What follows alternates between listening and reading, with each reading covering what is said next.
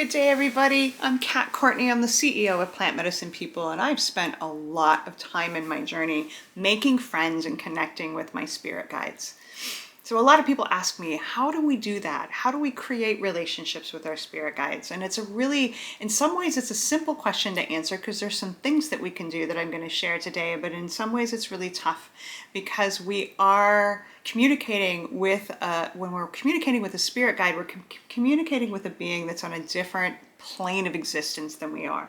And so it's a very different process of relating to and connecting than it is when you and I talk and communicate. And so there's a learning curve, a pretty big one sometimes, depending on where we're at in our soul's evolution, around how real and solid and clear we can feel this kind of communication. And sometimes we have a lot of trauma that has blocked us from being in a relationship with spirit because it blocks us. Trauma can block us from being in relationship with our own intuition and our own sense of what is true. So step one, if you're really desiring to connect with your spirit guides, is to continue to be very committed to your own personal journey, healing from significant traumas in your life, removing blockages and the density of emotional blockages and emotional baggage, and just that signature of trauma, especially if you have a dysregulated nervous system. Because the more you come from a space of being regulated and peaceful and present, the easier it is to feel these vibrations and to communicate. So our personal healing is always a priority, right? Secondarily, so I mentioned just a bit ago that being connected to our spirit guides, they are relationships, right? They are presence that we build intimacy and trust with. And so we just got to show up the way we do for each other. If you came to me and said, I just saw somebody in the subway, how do I create a relationship with them? Well, it's kind of an easy answer, right? Talk to them. Begin the process of getting to know them. The same is true for our guides. So maybe you have a sense that your spirit guide is your grandmother who transitioned maybe years and years ago. You might already have a foundation for who she is, or at least who she was as a human being. Be curious about who she is now as a spirit. Talk to her, call her in. Maybe you have pictures of her, put them on your altar, light some candles and say, Grandma, I want to feel you and hear you and communicate with you again. She will hear and feel and do her best to meet you in a space that you can receive. So there's an example of a relationship with a guide that we might already have a foundation in terms of the relationship of who they were as a human being. So what about spirit guides that we've not known, at least in this lifetime, in the physical? It's the same process, it's just a little bit more difficult because it might feel more intangible. So for example, I have a spirit guide. I have her tattooed on my shoulder. She is a black jaguar. Her name is Sacha. She introduced herself to me in my very first ayahuasca ceremony. I love her very much.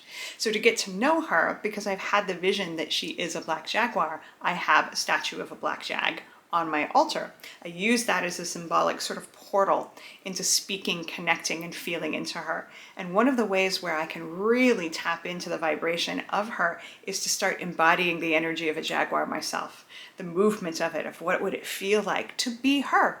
To understand more, to basically walk in her shoes, which is such a beautiful expression because it illustrates how it is that we get to know how it is to be somebody else, is to expand beyond the experience of what we're having in terms of who we are and that limitation. So that's another way. But maybe you don't know any spirit guides. You just have a sense that you have beings around you, which I promise that you do, that are supporting your journey, and you want to know who they are better. Ask. Have a ritual, maybe sit down at your altar and light a candle and enter into a deep space of prayer of, I would really like to know one of my spirit guides. And I really suggest you focus on one if you're new to this, and not say, I want to know all my guides, because you have a lot of them and that could be very confusing. Let's call in, maybe using your intentions. Maybe you want to know the divine masculine protector. You want to feel that whoever it is on your team that always has your back. So bring in the energy of what that feels like. Maybe have your journal or recorder out and just start logging what you sense and see. Maybe you see a Native American chief. Maybe you see a Russian general. Maybe you feel it's more etherical. Maybe you feel like it's like a blue, shadowy being with bright, gorgeous eyes. There's no wrong answers because our spirit guides can appear in any conceivable forms. But you want to be curious curious, and then just start to trust what you're feeling and sensing.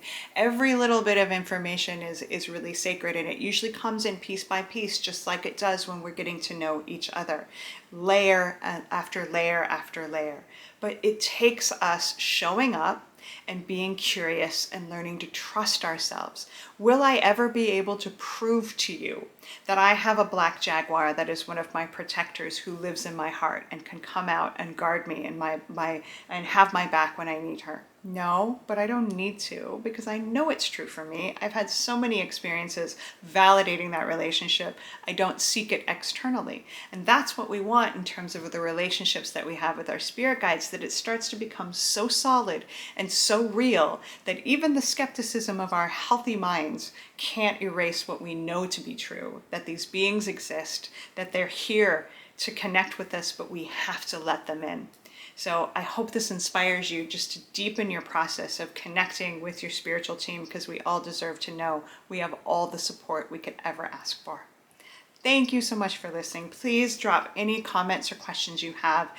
Follow us, subscribe to us if you haven't already, and be well out there, everybody. There's so much love and safety and protection just waiting for us. Until next time.